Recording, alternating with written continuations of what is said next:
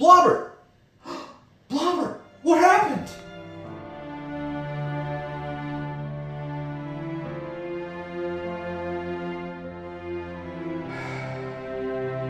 Now boy, I told you Blobber was a diabetic, but you just had to keep feeding him them damn jelly beans. Now you clean this up before you go play. It started with a simple idea. What if I played through every game I ever wanted to finish? That idea became the 1K Backlog Catalog, 1,000 games across 10 consoles, and my mission to beat them all, one by one. Game number 7 in the challenge is A Boy and His Blob, Trouble on Blobolonia. Blobolonia. Released in 1989 on the NES, it was developed by Imagineering and published by Absolute Entertainment. In 1989, we would see another Blob hit the airwaves when The Simpsons debuted, and children around the world would have Homer Simpson as their TV father figure. You tried your best, and you failed miserably. The lesson is, never try. Yes, Homer Simpson was full of great advice that a generation could lean on as they dream big and crash hard. Alright, let's get into the game. It starts out and we're right outside what I assume is our house. I'm on a street and the only thing I can do is head to the right. I have a bag full of jelly beans, and when I start to run, I realize I can run pretty fast. The downfall with the speed is that it takes a considerable amount of distance to stop, and this is clear based on how much the kid slides while trying to slow down. At the far end of the street is a health food store. I have no idea what I'm doing yet, so let's get into the story. Look, he likes them. Likes them? The boy's Blob loves them. Jelly beans, that is. Every flavor under the subway like vanilla, apple, tangerine, cinnamon, cola, coconut, and more. Like many boys in the 21st century, the boy has a buddy from outer space. This one is from Blobolonia, a place where an evil emperor makes everyone eat only marshmallows and chocolate. In fact, for the emperor, healthy things like vitamins are poisonous. Blob, his full name Blobbert, came to Earth looking for someone to help him defeat the evil emperor, and that's how he met the boy. To defeat the evil emperor, the boy and the Blob will need a goodly supply of vitamins, and to get those vitamins, they need money. To get money, they'll search underground caverns for hidden treasures and diamond stones. So what's a boy to do? Just whistle. That'll call Blob. Then feed him jelly beans. You see, the boy miraculously discovered that not only does Blob love jelly beans, but the different flavored jelly beans turn Blob into different shapes, and those shapes can be used to get through many otherwise impossible situations. With his repertoire of shapes, Blob can help the boy overcome even the most dangerous obstacles, as long as Blob gets the right flavor bean. In fact, with enough jelly beans, in enough flavors, anything is possible. There you have it.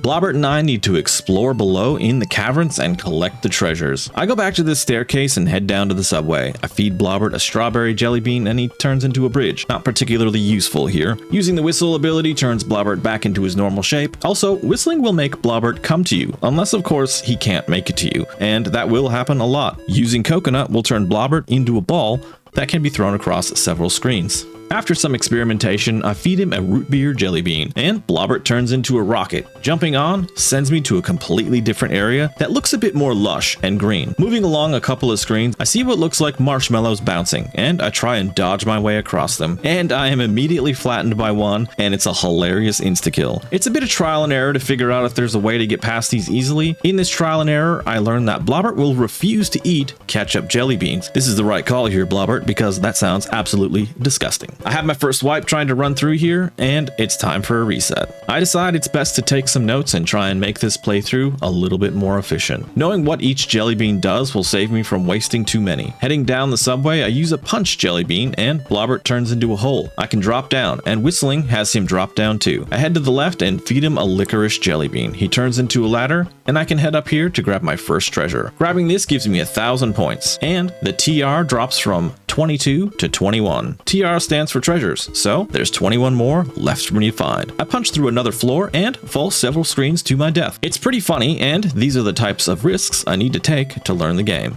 I finally punch through in an area I don't fall to my death and find this treasure being guarded by this subway serpent, bouncing back and forth. I need to time running underneath him, as there's no way to defeat most enemies in this game. This treasure was worth 5,000 points. I punch through and fall to my death. I make it back down and head to the right, and I have this idea that maybe I can Mary Poppins my way down the cliff here. Lo and behold, it works. I float down and pick up another treasure. I run into this spider web and dead. This game is wild. I end up using a cinnamon jelly bean to turn Blobbert into a blowtorch to burn the spider web. Now I see some balls falling from the ceiling, and I just instantly assume that they're dangerous. So I try and bubble my way across. The bubble actually works. Now I have a gap to cross, and feeding Blobbert a strawberry jelly bean will turn him into a bridge.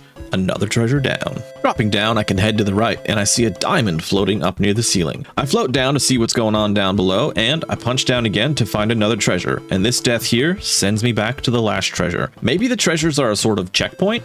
I get back to this diamond and figure out I can use Tangerine to turn Blobbert into a trampoline. I jump up and get this diamond. The diamond is worth a massive 7,500 points. Heading to the right, I pick up this treasure and punch down again. I head up and check out this set of platforms and grab another treasure. I jump down, punch through yet again. Heading left, I see a cliff with a platform to the lower left. I'm thinking to myself, maybe another Mary Poppins here, so I umbrella down and fall into this water and drown. Now that I know there's water down there, let's see if I can bubble. I survive the water and head to the left and reach a platform heading up. Going up and to the right, I see now that this leads to the lower platform I was previously trying to get to with my umbrella. Blobbert gets stuck here and I have to go back and find him. Somehow he's ended up in the water and I have to try and turn him into a bubble. I try and jump inside him and I miss. When I respawn though, we're both safely on the platform. Time to bubble around and explore this water. Heading to the right, there's a few spikes blocking the way. Time to head down and to the left. I find a diamond, but I get killed when a spike hits my bubble. I die again by another spike and have a full reset here. Alright, let's take a break and talk about the graphics. The graphics here are pretty basic. The sprites are really generic looking. Some of the backgrounds have a little bit of detail, but most areas are just a single color covering most of the area. But what about the music and the audio? Well, unfortunately, it's pretty basic here as well. We have two audio tracks and it changes when you take the rocket, and it's a little bit more up-tempo on Blobolonia. There are little chimes that play when you turn Blobbert into different things.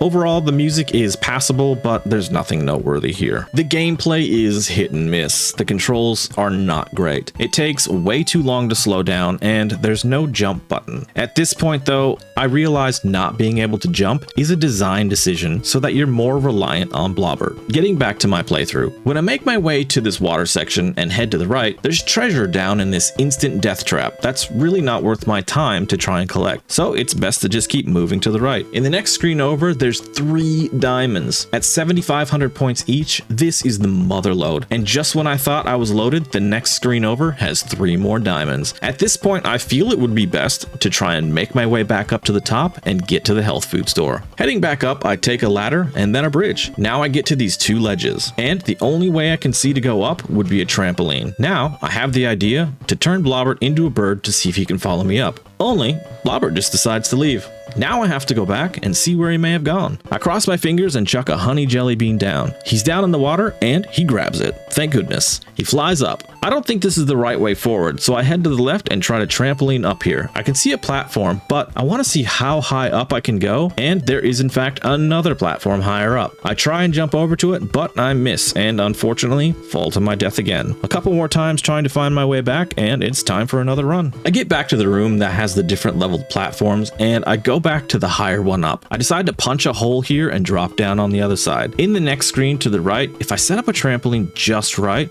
I can get some crazy air, and I see several platforms go by until I find a cliff at the top that I can jump onto. I toss a honey jelly bean off this cliff, and with a Kobe, it lands in Blobbert's mouth. He flies up to meet me. This feels like a crazy chunk of progress. I skip the next treasure as it looks like it's more trouble than it's worth. To the left a couple of screens, I find another diamond. I take a ladder up the next 3 platforms, and I'm officially back in the subway. Another ladder up, and there's a treasure here on the left. This is a bag of jelly beans, an assortment, and a couple of new flavors, orange and lime.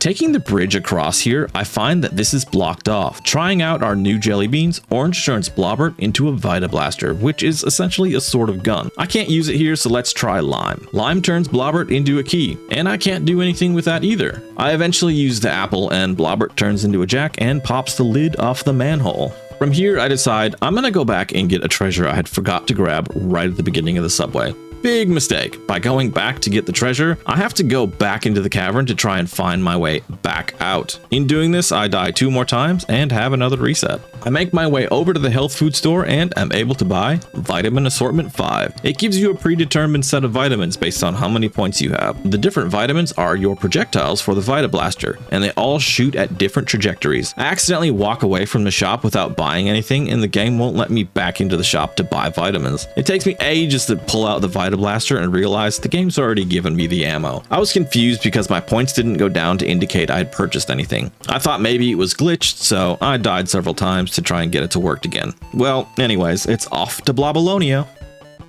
Heading over to Blobalonia, I see several peppermints. Collecting 5 peppermints will get me an extra life. As I'm trying to collect them, I fall to my death. A reset here sucks, but also, I know I can do better. Getting to the bouncing marshmallows with the Vita Blaster, I start shooting them under the assumption they'll disappear when they're destroyed. But they are in fact replaced by new ones that bounce at a different rhythm, so shooting them actually just makes this harder. I just need to dodge my way across these screens, I guess. Getting past the marshmallows, I see cherries falling from the sky. If any one of these cherries hits the ground, they'll kill me. Time for the Vita Blaster. I go in blasting away and I get all but one. So let's try this again. Using vitamin A, I'm able to finally get past this screen of cherries. The next screen has more cherries and I die here as one of the cherries is pretty close to the ground and I didn't really account for that. Getting past the second screen of cherries, there is, yep, you guessed it, a third screen of cherries. Moving to the right, I have a screen with no enemies. There's also a couple of peppermints I can grab here to get an extra life. A couple screens over and I find what looks like a cornfield. Popcorn kernels are bouncing across the screen as I try and dodge them. I figure out I can shoot the kernels, but it's too little too late as I die several times in this section. Dodging past the popcorn here at the end, I find a building I can enter. Inside, I can trampoline up to this candy cane platform. I find a switch that turns off the marshmallow machine below me. Moving forward, I find the same switch and machine setup as before. Moving forward yet again, it looks like I'm all of a sudden heading outside. To the right, I find a cave I can enter. I come across a couple of screens of teeth smashing up and down I need to dodge through. Now, I have a bunch of chocolates shooting up randomly, and sometimes they'll randomly shoot out at me. I can shoot the chocolate, but they eventually just regenerate. This is the point where I sort of break down, and I need to Google this. I am losing my patience with this game. It turns out I can punch through here and go down. I can switch off this chocolate pot that's creating these projectiles. I can now trampoline up and over to the other side. I can go up or to the right here. I decide I'll head to the right and dodge these teeth. I come across a locked door, and we just so happen to have the key. Feeding Blobbert a lime jelly bean turns him into a key, and I can proceed inside. Inside is a gray looking blob that looks like he's been left out in the sun. And somehow, oddly, Blobbert has been locked up in this cage immediately. In front of me, there's a rock preventing me from getting too close to Blobbert to feed him any jelly beans. However, with a nice run up, I can get some distance on my throw and I can launch the jelly beans into his mouth. I try feeding him a few different jelly beans until, with an apple, Blobbert turns into a jack and knocks over the jar of vitamins sitting just above the evil emperor. Crazy work putting the thing that can kill you just above your head. The end screen says, and the evil king is defeated with his hidden supply of vitamins, and all of Blobalonia salutes their savior. And with that, a boy and his blob has been beaten. So let's get to the pros and cons. My first con here is that the controls just need to be a little bit tighter. You can run really fast, which is awesome, but your stopping distance is crazy and it makes you not actually want to run very much in this game. Another con I have is that the experimentation that the game encourages actually just leads to you dying, which would be fine if there was more ways that you could replenish your health or get more lives, but there's just not. So there needed to be some design changes to account for that. And my final con is the story for the game is the blob needs the boy to save Blobalonia. But when you beat the game, you can see that there are blobs with hands and arms, so it seems like the boy is kind of irrelevant to the story. In fact, shame on Blobbert for child endangerment in this story. Now let's get to the pros. My first pro is the experimentation is fun. At first, overcoming a few of the obstacles in the game can be genuinely interesting and rewarding at times. The game could have used a little bit more polish and optimization to add more of these moments in. My final pro is the game is lighthearted and funny at times. There's not too many games like this, and it was nice to play a game that's different than most. If I had to give A Boy and His Blob a score today, I'd give it a 5. Everything here is mid. In fact, the game probably could have used another 3 to 6 months of development to really optimize and polish the controls, as well as redesign some of the levels to make it more rewarding, accomplishing some of the tasks. For difficulty, I'd give this a 4. It's not too difficult. It can be a little frustrating at times trying to figure out how to progress, but as you learn the game, it gets quicker and quicker to get back to where you were after a reset. Now that A Boy and His Blob is done, I did a random draw to pick the next game, and coming up next is Teenage Mutant Ninja Turtles for the Nintendo Entertainment System. If you like the video, give me a thumbs up, hit that like button, I really appreciate it. Subscribe if you want to see what's coming up next. I'm trying to get these videos out as often as I can. I really appreciate all the awesome feedback you guys have given me so far. Thank you for stopping by. Have a good one.